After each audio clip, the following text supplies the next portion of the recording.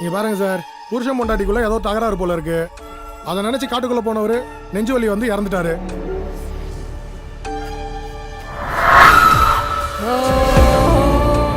இங்க என்னடானா கோவத்துல உங்க தங்கச்சி சூசைட் பண்ணிக்கிட்டாங்க. என் தங்கச்சி சாவு தற்கொலை இல்லை. இந்த பார், வக்கீல்னா உன் வேலையை கோர்ட்ல வச்சுக்கோ. என் தங்கச்சி தூக்கில் தொங்கின அதே நேரத்தில் அவளை வெளியில் பார்த்ததா சொன்னாங்க.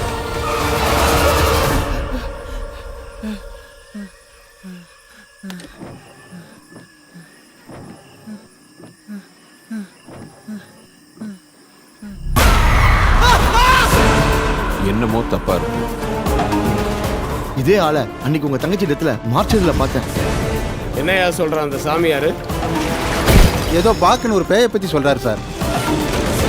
இது நைட்டு நம்ம சக்தி ரூம்ல ஒரு உருவத்தை பார்த்தோம். ஏதாவது செஞ்சு உங்க சக்தியால அந்த பார்க்க கட்டுப்படுத்த வேண்டியது.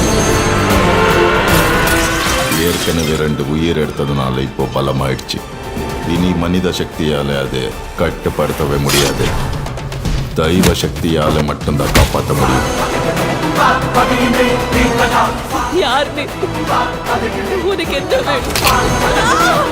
நீங்க சொன்னதுதான் சார் கரெக்ட்.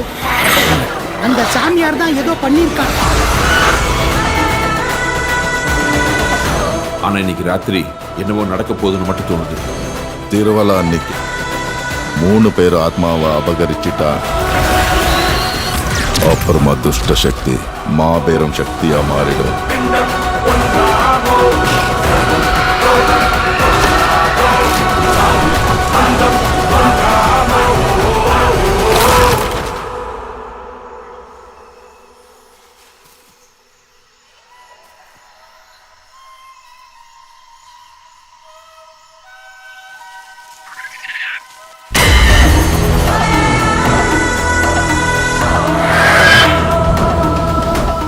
இந்த டீமை வச்சு ஈ கூட ஓட்ட முடியாது.